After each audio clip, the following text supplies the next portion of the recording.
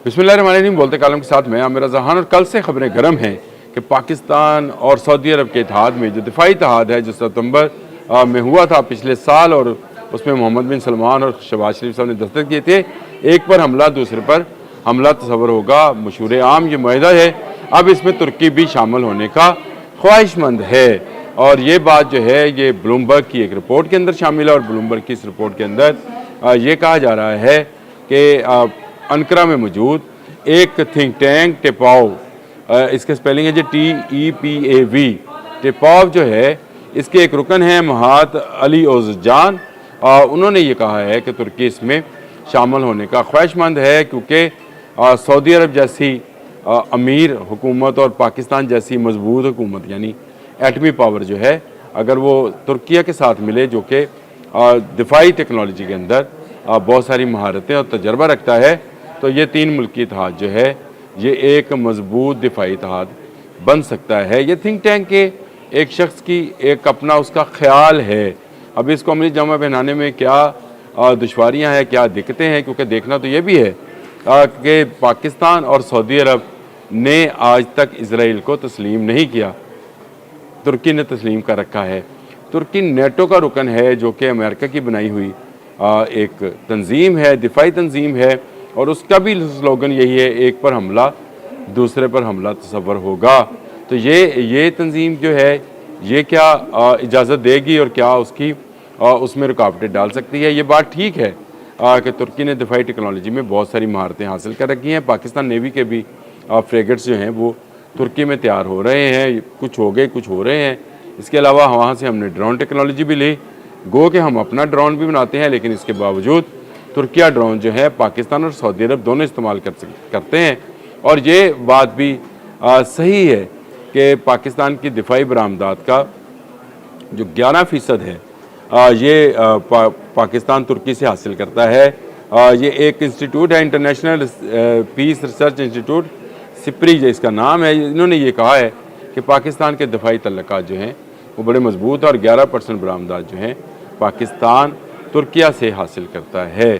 तुर्किया के मौजूदा जो सरबराह हैं तैयब एर्दोगान, वो अक्सर अपनी तकारीर में इस्लामी यकजहती और इस्लामी दिफा के हवाले से बात करते रहते हैं, लेकिन बहुत सारे जो हैं अभी मामला जो हैं वो तय पाना होंगे, क्योंकि एक थिंक टैंक की तरफ से ऐसा बयान का आना कि तुर्की ख्वाहिशमंद है, इसको कुछ लोगों ने ऐसा रंग दे दिया कि जैसा ये मुआहदे के बहुत करीब पहुँच गए हैं।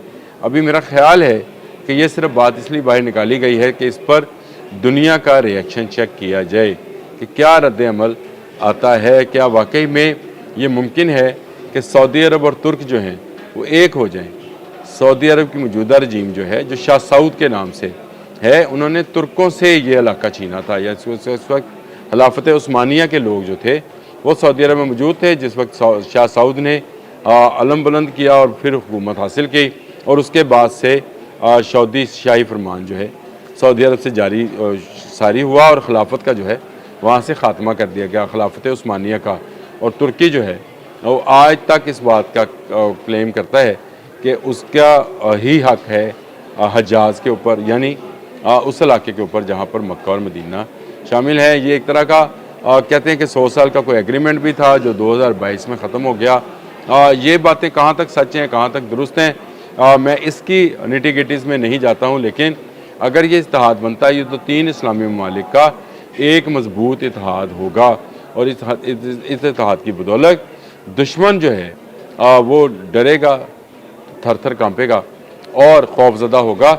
ये बात भी सही है, लेकिन इसके लिए अभी मेरा ख्याल है बहुत सारे मामला जो हैं तय होना बाकी हैं। तुर्किया 5th जनरेशन का एक जहाज़ कान बना रहा है जो कि पाकिस्तान की मदद से है, पाकिस्तान उसमें शामिल है, और तुर्किया ये चाहता है कि इसी कान जहाज़ जो 5th जनरेशन का जहाज़ है उसमें सऊदी इन्वेस्टमेंट भी शामिल हो जाए। ये भी बात दुरुस्त है, क्योंकि तुर्किया अपने माली मामलात में या दिफाई मामलात के माली मामलात में सऊदी अरब के तावन का जो है ख्वाहिशमंद है।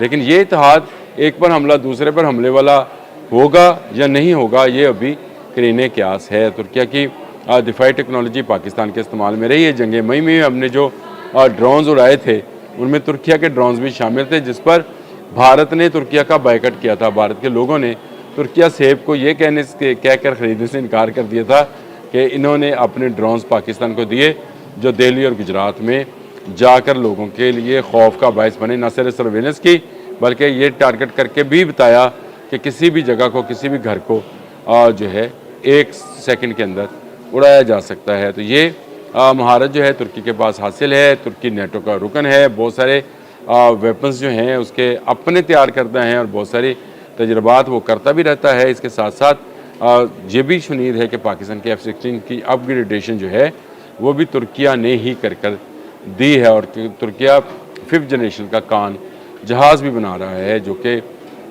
इस्लामी दुनिया का पहला 5th जनरेशन जहाज़ होगा। इस पर फिर किसी वक्त बात करेंगे, लेकिन इस वक्त बात है उस दफ़ाई माहदे की जिसकी बड़ी धूम है। ब्लूमबर्ग की रिपोर्ट के बाद बहुत सारे लोगों ने इस पर बात की और कहा कि ये शायद माहदा ऐसे शो किया जैसे ये माहदा हो गया है, लेकिन there is many slip between the cup and the lips. अभी बहुत सारा काम होना बाकी है। अभी बहुत सारे मराहल होंगे, बहुत सारी रुकावटें आएंगी। नेटो जो कि अमेरिका की एक बॉडी है, जो कि दिफा के लिए है, जिसका रुकन है, उससे इजाज़त लेना भी तुर्किया के लिए ज़रूरी होगा। पाकिस्तान को भी अपने दफाई मामलात के हवाले से बहुत सारी चीज़ों का जायज़ा लेना होगा और सऊदी अरब को भी। ये ऐसे नहीं है कि किसी की ख्वाहिश पर जो है एक ऐसा इत्तेहाद बन जाए। इसके लिए बहुत सारे मामला जो हैं वो तय करना बाकी हैं। बहुत सारे ममालिक के इंटरेस्ट जो हैं वो वाबस्ता हैं इन दो ममालिक से, सऊदी अरब और तुर्की से, जो आपस में मैच नहीं करते हैं। और बहुत सारे ममालिक ऐसे हैं जो दोनों को जो है वो असला फराहम करते हैं। जैसे अमेरिका है, तुर्किया को भी असला फराहम करता है और सऊदी अरब के साथ भी उसकी असले की बड़ी डील मौजूद है।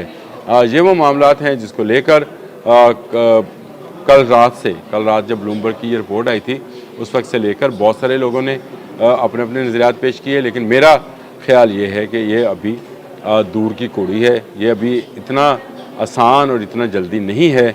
बहुत सारे मामलात सियासी हैं, दिफाई हैं, बैनुल अक़वामी हैं, इलाकाई हैं।